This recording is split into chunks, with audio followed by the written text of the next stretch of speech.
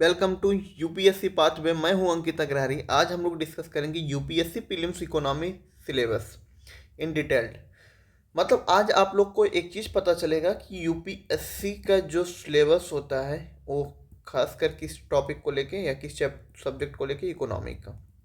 इसमें हम लोग डेप्थ में समझेंगे कि जो यूपीएससी है वो किस कहाँ से क्वेश्चन पूछता है। ये जो है आपके लिए काफ़ी हेल्पफुल होगा वीडियो प्रीलिम्स को समझने के लिए और इकोनॉमिक अफेयर्स को भी समझने के लिए, या इंटरनेशनल पूरे कंट्री में इकोनॉमिक में क्या चल रहा है, कुछ टर्म्स यूज होता है, वो भी यहाँ पे बहुत ज़्यादा आपको हेल्प मिलेगा। जैसे कि अगर हम लोग पहला बात करते हैं तो इंट्रोडक्शन टू इकोनॉमिक्स। जैसे कि इस स्लाइड में हमको क्या देखने को मिला है, इकोनॉमी, और यहाँ पे क्या देखने को मिल रहा है, इकोनॉमिक्स।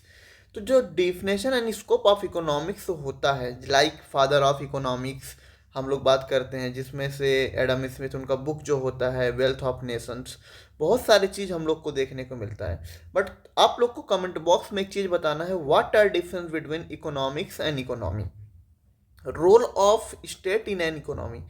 कोई भी इकोनॉमी में स्टेट स्टैंड फॉर गवर्नमेंट, मतलब गवर्नमेंट का क्या रोल होता है कोई भी इकोनॉमी में। लाइक अगला जो होता है sector of an economy.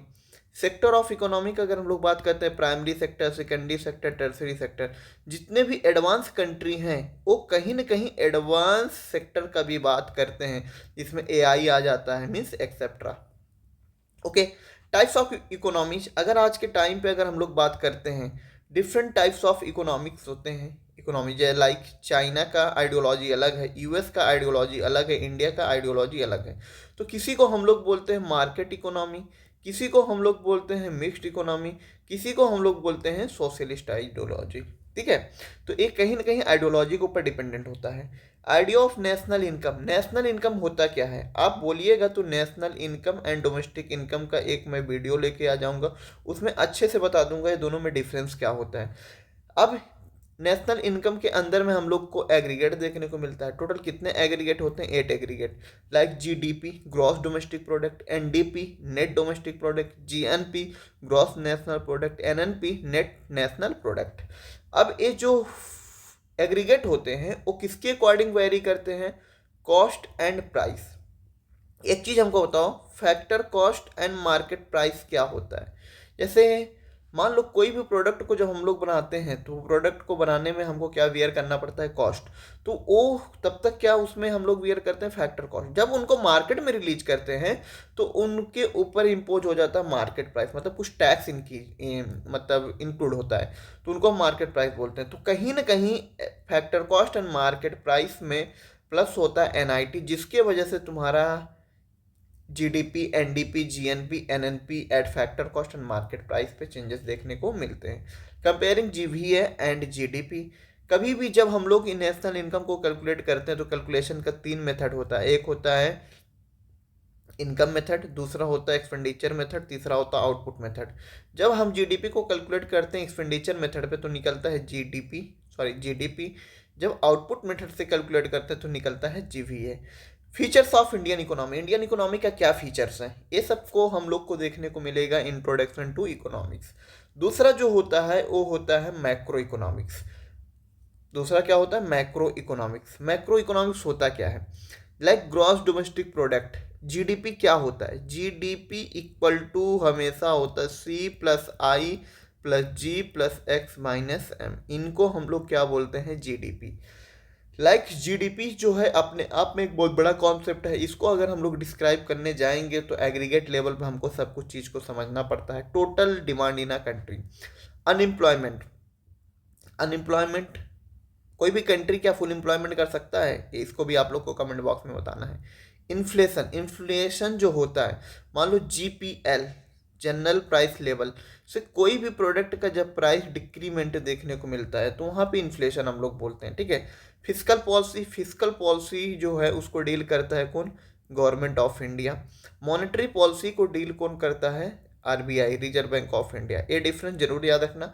Physical policy के अंदर टैक्स से रिलेटेड बात करता है, गवर्नमेंट पैसा जो क्या कर रहा है, गवर्नमेंट पैसा कलेक्ट कर रहा है और उसको फिर खर्चा कर रहा है। आरबीआई देखता है कि कंट्री के अंदर इन्फ्लेशन को कैसे कंट्रोल किया जाए, क्रेडिट कंट्रोल को कैसे रोका जाए। ठीक है, इकोनॉमिक ग्रोथ क्या होता है, मान लीजिए आज के टाइम पे कोई बच्चा क्लास 1 से या क्लास 9 से 10 में जाता है, ठीक है, तो एक क्या होता है, ग्रोथ होता है।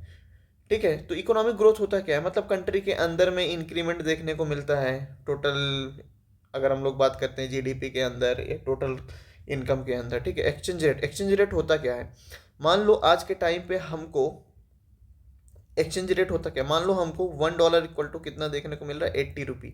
इन्हीं को हम लोग क्या बोलते हैं, एक्सचेंज रेट। मतलब कोई डोमेस्टिक करेंसी है, उसको हम लोग करेंसी है, उसको हम लोग चेंज कर रहे हैं इंटरनेशनल करेंसी में। ओके, माइक्रो इकोनॉमिक, आई है यहाँ पे, आई मतलब होता है इंडिविजुअल लेवल। ठीक है, और यहाँ पे जो ए था, ए मतलब होता था एग्रीगेट, ये हमको एज अ होल देखने को मिलता है, ये एज अ पार्टिकुलर एरिया। ठीक है, सप्लाई एंड डिमांड, अगर सप्लाई एंड डिमांड का बात करते हैं, कोई भी प्रोडक्ट मान लो एक्स एंड वाई है, अगर एक्स एंड वाई का डिमांड हाई है बट सप्लाई क्या है, लो है, तो उसका प्राइस हमेशा हाई देखने को मिलेगा।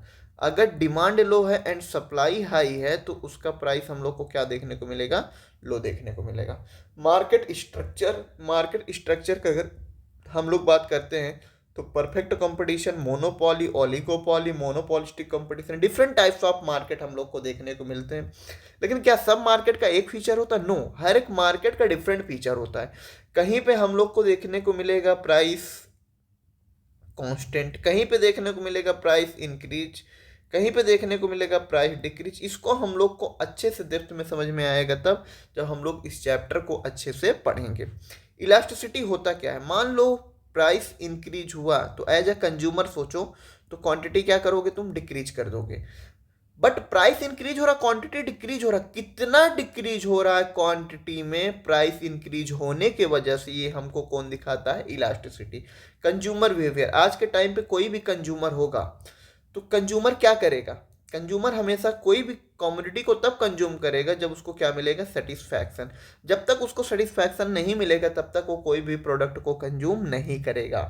प्रोड्यूसर बिहेवियर, एक चीज बता दें, प्रोड्यूसर एंड कंज्यूमर क्या होता है, कंज्यूमर एज अ डिमांड, कभी भी डिमांड पढ़ोगे तो क्या बन के, एज अ कंज्यूमर।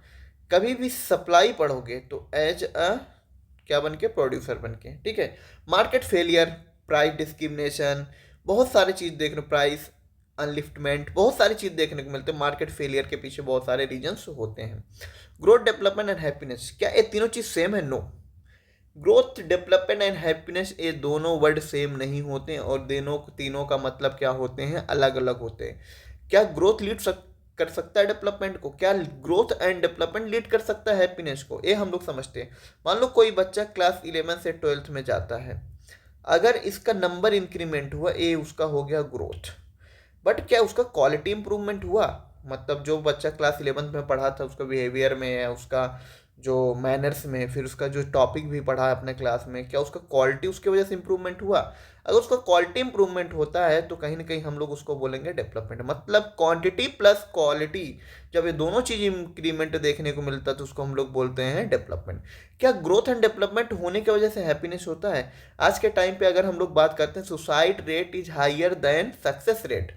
रीजन है कि बहुत लोग क्या है, बहुत लोग के पास बहुत सारा चीज होने के पास, बहुत सारा वेल्थ है, बहुत तरह का लाइफ स्टाइल बेटर है, फिर भी वो लोग सुसाइड कर ले रहे हैं। रीजन क्या है, क्या है उसके पीछे, क्या है। बट यहाँ पे हम लोग को एक चीज़ समझ में आ रहा है, वेल्थ से कभी भी हैप्पीनेस नहीं आता है। Okay, economic growth versus development यहाँ पे मैं समझा दिया अच्छे से। Measurement of development inside into human behaviour, social norms. आज के टाइम पे अगर हम लोग वही चीज़ बात कर रहे हैं, क्या लोगों के पास अगर वेल्थ है तो वो हैप्पीनेस है, नो। इसको हम लोग पूरी तरह से या पार्शियली ट्रू ट्रू बोल सकते हैं, पूरी तरह से ट्रू बोल नहीं सकते हैं, क्योंकि वेल्थ लीड्स कर सकता है हैप्पीनेस को, बट रीजन नहीं हो सकता है। ओके, आज के टाइम पे development value and the economics. Okay, evolution of the Indian economy, Indian economy आया कैसे। अगर एक चीज़ यहाँ पे जब हम लोग चैप्टर को स्टार्ट करेंगे देखेंगे तो वहाँ पे बहुत सारा चीज़ समझ में आएगा। क्योंकि जो इंडिया था ना, इंडिया पे रूल कर रहा था कौन, ब्रिटिश। ब्रिटिश यहाँ से रॉ मटेरियल लेके जाता था और फिनिश गुड फिर क्या करता था, भेजता था इंडिया में। तो कहीं ना कहीं प्री इंडिपेंडेंस का जब भी बात होगा तो हम लोग एक लोग को जरूर याद रखेंगे, ब्रिटिश के टाइम में हमारा इकोनॉमिक कंडीशन कैसे था। पोस्ट इंडिपेंडेंस मतलब होता है कि आफ्टर 1947 हम लोग का इकोनॉमिक कंडीशन कैसे है।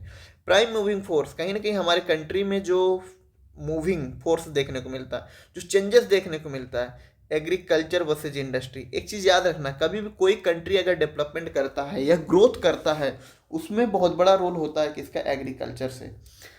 आप अगर एक में फोकस करते हैं, मींस एग्रीकल्चर में फोकस करते हैं, इंडस्ट्री में नहीं, तो आप इम्बैलेंस ग्रोथ देखने को मिलेगा, जिसकी वजह से कहीं ना कहीं कोई सेक्टर में इन्फ्लेशन देखने को मिलेगा, कोई सेक्टर में deflation. Planned and mixed economy, different ideology के इकोनॉमिक्स होते हैं, प्लान्ड एंड मिक्स्ड इकोनॉमी, ठीक है। प्लान्ड मतलब होता है आपका जो गवर्नमेंट कोई भी चीज़ को बनाता है, मतलब जो भी कंट्रोल होगा सब किसके ऊपर होगा, गवर्नमेंट के ऊपर होगा। इकोनॉमिक रिफॉर्म्स इन इंडिपेंडेंस, जैसे आईपीआर, इंडस्ट्रियल पॉलिसी रिफॉर्म, बहुत सारे रिफॉर्म लेके आया गया। एलपीजी रिफॉर्म 1991, ये हम लोग को बहुत सारा रिफॉर्म देखने को मिलेगा हमारे कंट्री के अंदर।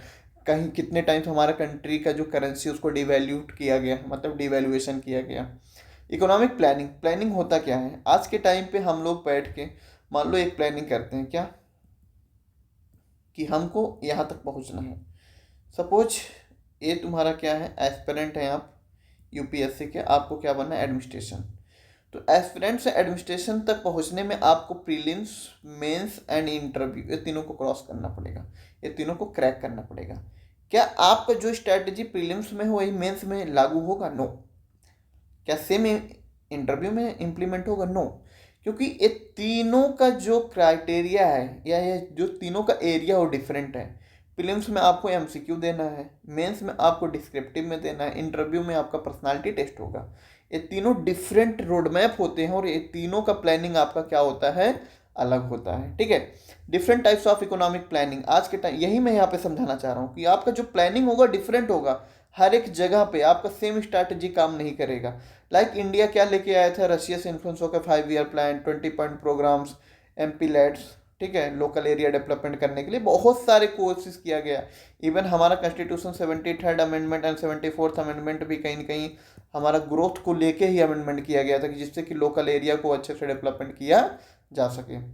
प्लानिंग इन इंडिया, इंडिया में अगर हम लोग प्लानिंग का बात करते हैं तो 5 ईयर प्लान बहुत इंपॉर्टेंट होता है, गार्डियन प्लान, उसके बाद पीपल्स प्लान, मतलब डिफरेंट डिफरेंट प्लान देखने को मिला। बट ये सब जो जितने भी प्लान है सब शॉर्ट पीरियड के लिए ही थे। बट जो हम लोग को लॉन्ग टाइम के देखने को मिलता है, वो देखने को मिलता है प्लानिंग कमीशन ऑफ इंडिया, जो लास्ट कब तक चला था, 2012 से लेके 2017 तक। उसके बाद इसको रिप्लेस कर देता है कौन, आके नीति आयोग, कब, 2015 में। ओके। ग्रास रूट प्लानिंग, कहीं ना कहीं ग्रास रूट प्लानिंग होना बहुत ज़रूरी है। जैसे मैं यहाँ पे बात किया 73rd एंड 74th जो हमारा कॉन्स्टिट्यूशनल अमेंडमेंट हुआ था, ये कहीं ना कहीं ग्रास रूट प्लानिंग के लिए ही हुआ था। मतलब हमको कहीं ना कहीं ग्रास रूट से ही काम स्टार्ट करना पड़ेगा, उसके वजह से हम लोग को ग्रोथ देखने को मिलेगा। NITI Aayog and its function, NITI Aayog मैं बोला ना किसको रिप्लेस करके आया था, प्लानिंग कमीशन ऑफ इंडिया को, जो लास्ट हुआ था 2012 से 17 में। नीति आयोग कब आया, 2015 में। इंक्लूसिव ग्रोथ, इंक्लूसिव ग्रोथ मतलब होता है लाइक सबका साथ सबका विकास। कोई भी सेक्टर को आप बैकवर्ड नहीं छोड़ सकते, सबको आपको साथ में लेके इन्वेस्टमेंट करना पड़ेगा। रिसोर्स मोबिलाइजेशन, रिसोर्स मोबिलाइजेशन मतलब होता है, आज एक चीज़ बताओ हमको, इसका भी आंसर तुम लोग को करना है कमेंट बॉक्स में। जैसे छत्तीसगढ़, उड़ीसा, झारखंड, ये सब के पास नेचुरल रिसोर्स काफ़ी ज़्यादा हैं, फिर भी ये लोग पुअर क्यों हैं, इसका कमेंट बॉक्स में आंसर जरूर देना। इन्वेस्टमेंट मॉडल्स, आज के टाइम पे 2025 में हम लोग बात कर रहे हैं, 2025 में इन्वेस्ट मॉडल जो है क्या 2008 और 9 में सेम था, क्या 1999 में सेम था, नो। इन्वेस्टमेंट मॉडल भी चेंज होता है अकॉर्डिंग टू टाइम। क्या अभी मार्केट में 3G फ़ोन आप बनाने आइएगा, सेल होगा, नो, नहीं सेल होगा। तो कहीं ना कहीं इन्वेस्टमेंट मॉडल भी कंट्री के अंदर में चेंज होते रहते हैं। इकोनॉमिक रिफॉर्म्स, रिफॉर्म्स मतलब होता है कोई चीज़ को आप करेक्ट करते हैं, कोई चीज़ को सही करते हैं, ठीक है।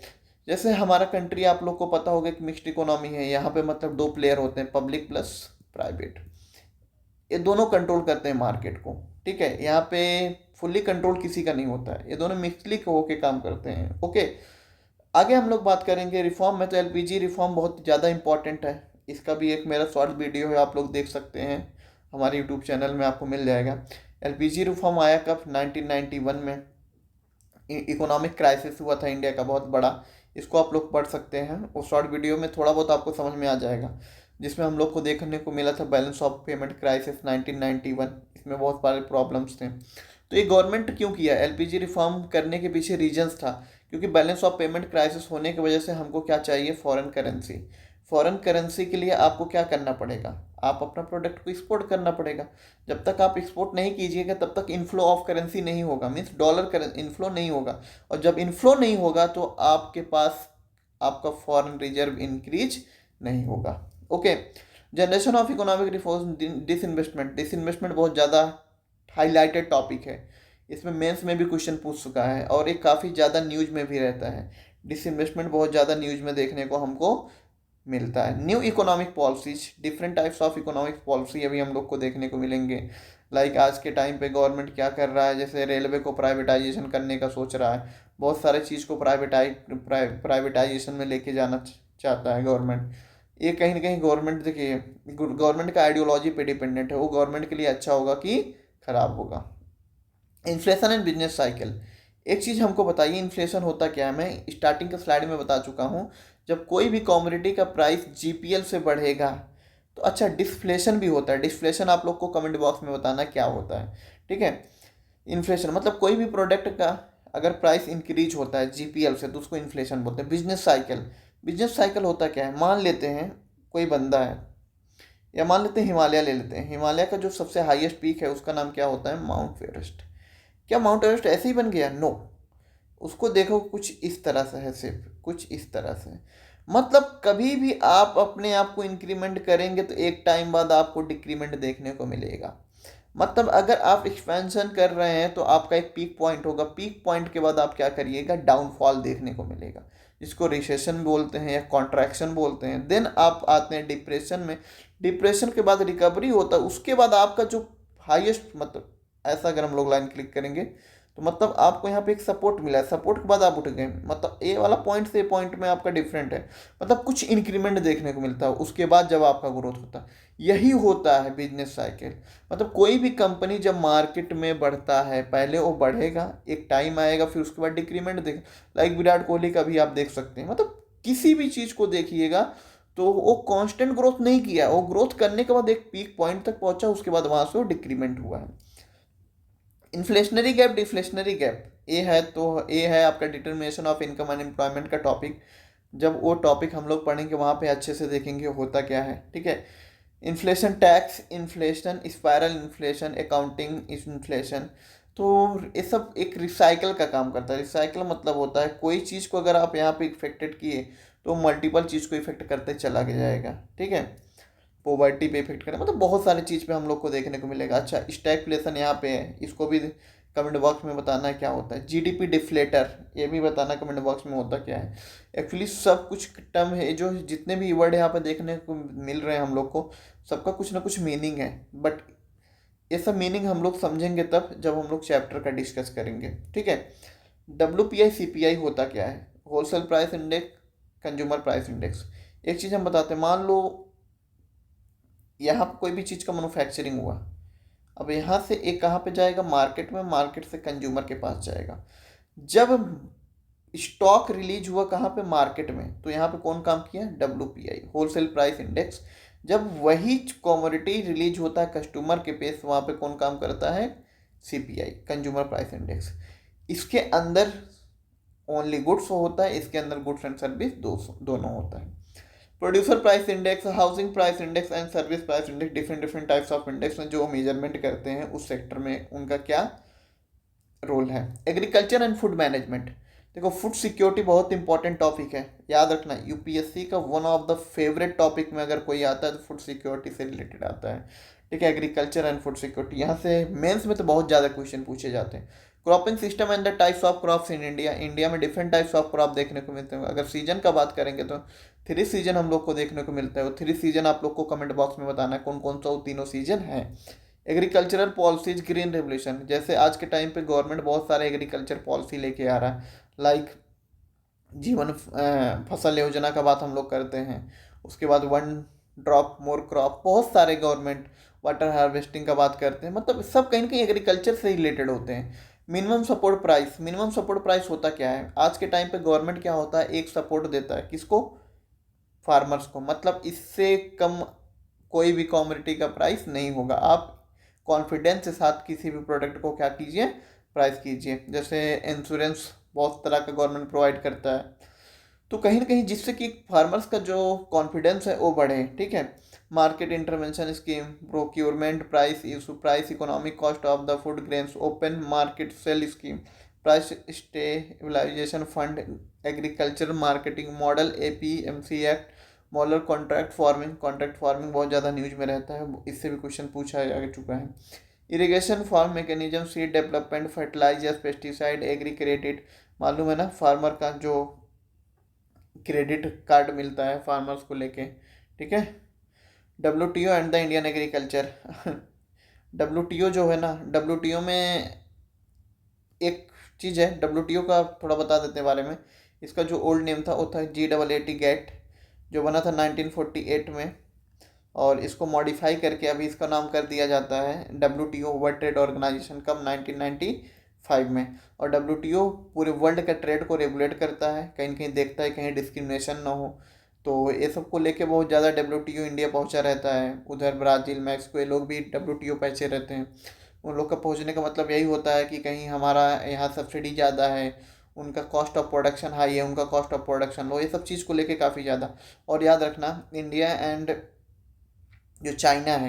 और जो चाइना है वो एक चीज़ में हमेशा एक हो जाता है जब क्लाइमेट का बात आता है। क्योंकि डेवलप्ड नेशन हमेशा इम्पोज करते हैं क्या भाई, ये लोग तो काफ़ी ज़्यादा पॉल्यूशन कर रहा है, लोग को रोका जाए।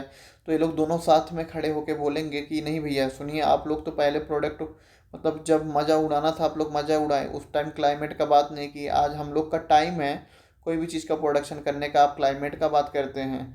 ठीक है। ये सब वही चीज़ है, नेशनल फूड सिक्योरिटी में बोला ना, एक फेवरेट टॉपिक है सब किसका? यूपीएससी का। ठीक है। आज के लिए इतना रखते हैं, पार्ट 2 हम जल्द लेके आएंगे। Thank you.